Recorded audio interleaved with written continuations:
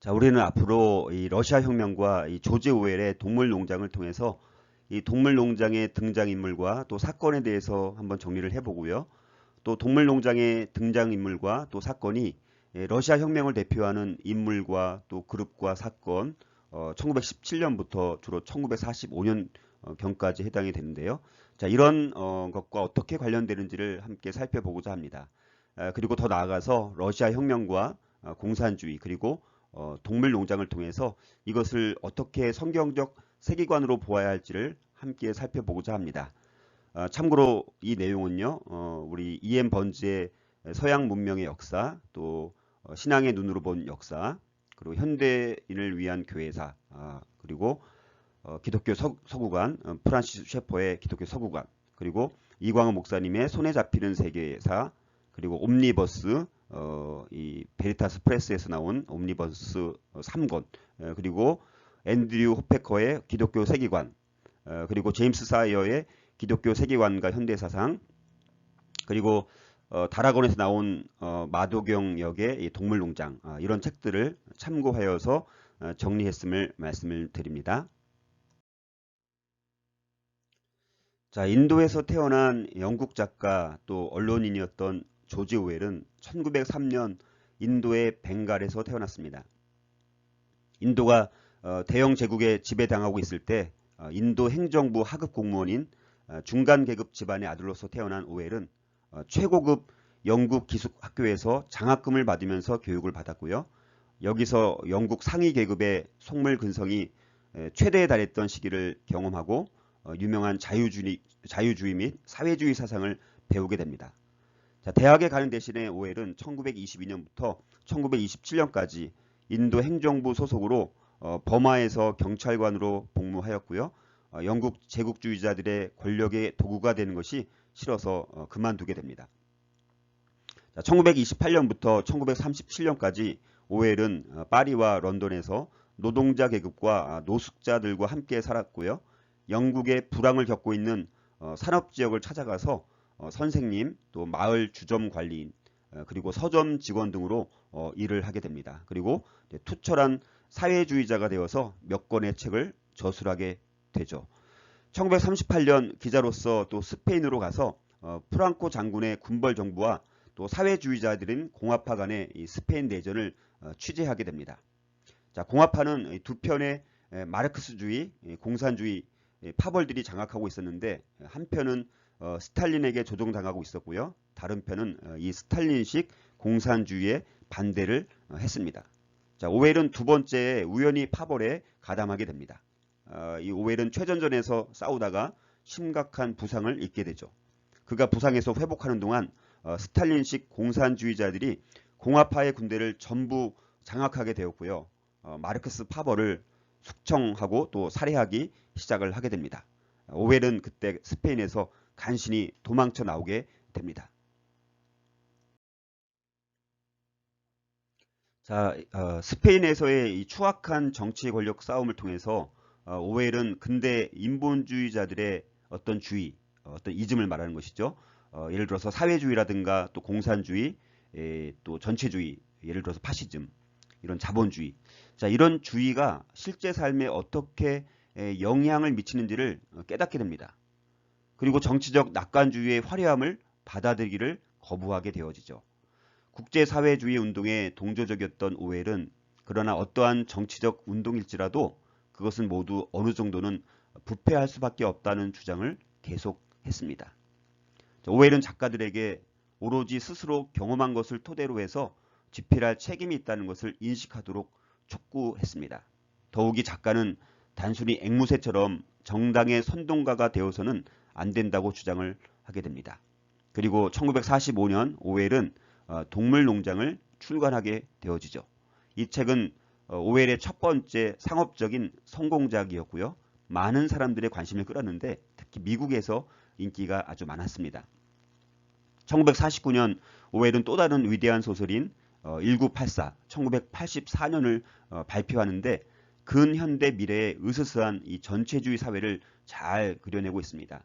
제2차 세계대전 직후에 쓰여진 오웰의 힘이 넘치는 마지막 이 두 소설 동물농장과 1984는 정치적 우파, 파시즘을 말하는데 정치적 우파와 좌파, 공산주의 이 양자가 보여주는 전체주의적인 그 경향에 대해서 결코 침묵하지 못하는 오웰의 성격을 잘 보여주고 있습니다.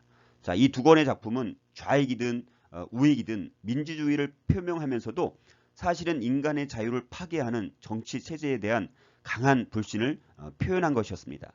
이 두 작품은 모두 다가올 미래에 대해서 불안한 느낌을 주는 선지자적인 것이면서도 그와 아울러서 인간 존재가 가지고 있는 존엄성에 대한 어떤 근원적인 신념의 근거를 보여주고 있기도 합니다. 오웰은 또한 뛰어난 에세이 작가로 알려졌고요. 현재까지도 널리 읽히는 여러 에세이집을 출간하기도 합니다. 논픽션 작품 중에는 위건 부두로 가는 길 1937년 작품인데 또 그리고 카탈로니아 찬가 1938년 작품 자 이런 책들이 있고요. 2008년 타임즈는요. 1945년 이후 위대한 영국 작가 50선에 2위로 조지 오웰을 꼽기도 했습니다. 자, 오웰은 우리가 반공주의자로 잘못 알려져 있지만 사실은 마르크스주의 계열의 사회주의자 중 한 명이었던 것을 우리가 기억할 필요가 있습니다. 자, 이제 우리가 살펴볼 이 동물농장은 조지 오웰의 디스토피아니즘이라고 하는 반이상향 연작 두 편 중 첫 번째 작품이라고 할 수가 있습니다. 다른 하나는 1984죠. 자, 조지 오웰은 동물농장을 통해서 하나님 없이 완벽한 사회를 창조하려는 근현대 인간의 자기 파괴적인 모습을 생생하게 그려내고 있습니다. 또한 동물을 이용한 풍자는 21세기 초반의 러시아 공산당, 즉 소비에트 연방에 대한 풍자이기도 합니다. 자, 이 이야기에서 유일한 주인공은 사실 없다고도 볼 수 있습니다. 어떤 면에서 전체적인 이야기의 주역은 인간이 만든 어떤 이상향, 유토피아라고 할 수 있습니다. 자, 보통 우리가 국정농단이나 권력의 남용, 또 부정부패 등은 감춰야 하는 모든 일들이 그런 것처럼 아주 비밀리에 아니면 아무도 몰래 진행이 되곤 합니다. 자, 안타깝게도 우리 정치판을 보면 어떤 정치인들을 동물농장에 나오는 돼지와 정말 헷갈리더라도 무리가 아닐 때가 너무나 많은 것을 우리는 경험하고 있습니다. 마치 도둑들의 소굴처럼 의사당이나 또 의회에 숨어들어서 의원들은 임기 마지막 날 밤에 비밀스럽게 모여서 어떤 논의나 어떤 공개적인 어떤 공지도 없이 또 자기들끼리 정말 충격적인 세금 인상안들을 의결하기도 하고요. 또 자신들에게 아주 유리한 법안들을 통과시키기도 합니다. 자, 그리고 그 작업이 완료되고 이제 그 법안들이 공식적이 된 이후에는 아주 신속하고 조용하게 그 장소를 떠나서 현장에서 벗어나곤 하는 것을 우리는 목격하고 있습니다. 자, 여우에게 닭장을 맡기다라는 격언이 있는데요. 우리가 알고 있는 고양이에게 생선을 맡기다와 같은 격언입니다. 자, 우리는 이 문제에 대해서 누구나 한 번쯤은 다 고민해 본 적이 있을 것입니다. 어떤 지방 정부에서나 또 나라에서 의회가 있다라면 누군가 혹은 어떤 단체에 국민들의 정치 권력을 주어야 하죠. 위탁해야 한다는 것이죠. 자, 그러나 어떻게 이런 정치인들이 자신들의 개인적인 이익이 아니라 국가나 국민 혹은 그 지방이나 그 지역의 이익을 위해서 움직일 것이라고 확신할 수 있느냐라는 것입니다. 최근에 일어나고 있는 국회의원들이나 지방자치위원들의 이러한 권력 남용과 또 부정부패는 인간이 타락한 이후 만연한 우리 인간들의 문제를 너무나 잘 보여주고 있습니다. 어떠한 정치, 정부, 경제 구조를 수립하더라도 이 문제는 결코 해결될 수 없는 것처럼 보입니다. 자, 이와 관련된 문제는 일종의 양의 탈을 쓴 늑대와 같은 것이죠. 이솝 우화에서 늑대는 배고플 때마다 양의 탈을 쓰고 약무리에 끼어들어 의심하지 않는 양들을 잡아먹게 되어지죠. 권력을 가진 자들 역시 자신의 여우와 같이 자신의 이익을 위해서 행동하기도 하고 또 때로는 늑대와 같이 남을 이용해 먹기도 하면서 자, 그래서 결국은 닭이나 양에게는 전혀 희망이 없는 것처럼 느껴질 때가 참 너무나 많습니다. 자, 그런데 앞으로 우리가 살펴볼 이 러시아 혁명과 그리고 동물농장 안에도 이와 너무나 비슷한 이야기를 많이 발견할 수 있게 될 것입니다. 자, 이제 러시아 혁명과 공산주의 그리고 동물농장을 살펴보기에 앞서서 동물농장의 전체 내용과 맥락을 이해하기 위해서 조지 오웰의 동물농장에 나오는 등장인물과 사건들이 상징하는 것이 무엇인지를 아주 개괄적으로 간단하게 살펴보도록 하겠습니다. 자, 지금 이제 도표는요, 제가 동물농장을 아주 간략하게 한번 이 그림 도표로 정리를 해보았습니다. 그래서 아주 짧게 한번 간단하게 설명을 드리고 앞으로 또 제 이 유튜브로 강의를 통해서 또 자세하게 설명을 할 겁니다. 자, 맨 가운데를 보시면 이제 존스가 나오죠. 이 존스는 동물농장의 이제 그 원래 주인이죠.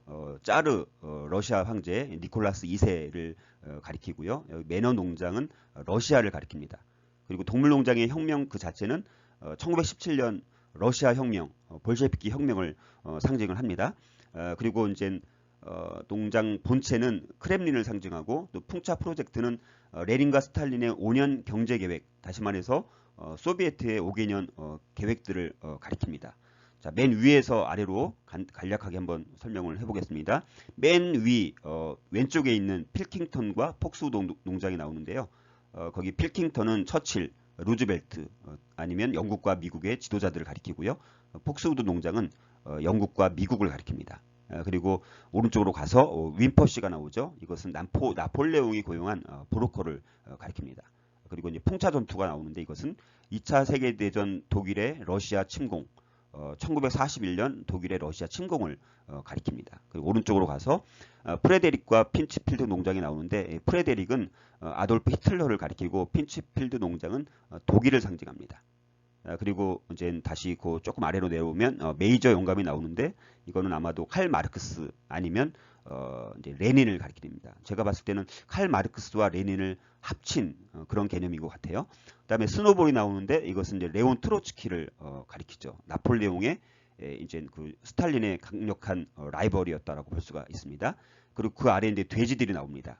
돼지들은 볼셰비키 지식인들을 가리키고요. 나폴레옹은 우리가 알다시피 이제 거의 주인공이라고 할 수도 있는데 조셉 스탈린을 가리키게 되어지죠. 그 다음에 이제 오른쪽으로 가서 나폴레옹의 개들이 나오는데 이것은 러시아의 비밀 경찰을 가리킵니다. 그리고 클로버가 나오는데 클로버는 나폴레옹의 이제 결정에 조용히 의구심을 품는 정많은 말인데 프롤레타리아트 다시 말해서 민중 계급을 가리키는 것입니다. 그리고 다시 아래로 내려오면 박서가 나오죠. 복서가 나오죠. 이것은 이제 프롤레타리아트 그래서 아주 쉽게 세뇌당하고 평범한 노동자들을 가리킵니다. 그리고 다시 아래로 내려오면 제시, 블루벨, 핀처가 나오는데 나폴레옹의 보디가드들을 낳은 개들을 가리키고 또 오른쪽에 벤저민은 냉소적인 당나귀인데 소련의 유대인 혹은 냉소적인 지식인들을 가리킵니다. 그리고 아래 몰리로 내려오면 정치적 관심이 결여된 인간을 가리킵니다. 다시 말해서 자기 주변에서 일어나는 일에 대해서 철저하게 무죄할 만큼 자기중심적인 인간들, 또 부르주아, 망명한 귀족들을 가리킨다라고 볼 수가 있고요. 또 동물농장의 암탉들, 나폴레옹에게 반란을 시도하는데 이것은 1921년 이제 크론슈타트 군사기지의 해군 병사들이 공산 정권에 반대하는 반란을 일으키는데 그것을 가리킵니다. 그리고 이제 뮤리엘이 나오는데 염소 글을 읽을 줄 아는데 이것은 지식인층을 가리키고요. 또 이제 보게 되면 동물농장의 거짓 자백과 처형이 나옵니다. 이것은 스탈린 시대의 대숙청을 가리키는 거예요. 왼쪽으로 가서 맨 아래에 영국의 동물 이것은요 혁명과 인터내셔널가라고 이제 볼 수가 있고요. 동물 재판은 모스크바 재판을 가리킵니다. 그리고 7계명은 동물주의 원칙, 다시 말해서 공산주의 이론이라고 이제 볼 수가 있고요. 맨 왼쪽으로 가서 아래로 가서 모세는 러시아 정교회, 그다음에 아니면 주교, 러시아 정교를 가리킨다라고 볼 수가 있고요. 또 검은 수탉이 나오는데 그다음에 암탉, 거위, 오리 뭐 이런 것들은 다 나폴레옹의 나팔수나 선전대 그런 것을 상징한다라고 볼 수가 있고요. 또 소외양간 전투 이것은 서방의 러시아 공산당 반혁명 침공을 가리킵니다. 그리고 미니무스는 실제 러시아의 마야코프스키를 가리킨다라고 볼 수가 있고요. 또 위로 가서 스필러는 소련의 신문 프라우다를 가리킵니다. 그리고 맨 왼쪽에 보면 마지막 장에 이 돼지들과 인간들의 술파티가 나오죠. 이것은 이제 1943년 테헤란 회의를 우리가 상징한다라고 볼 수 있습니다. 아주 간단하게 살펴봤는데요. 앞으로 차차 이 부분은 좀 더 자세하게 제 설명을 통해서 설명을 앞으로 드리도록 하겠습니다. 자, 이상으로 해서 러시아 혁명과 이 동물농장의 서론을 말씀드렸습니다.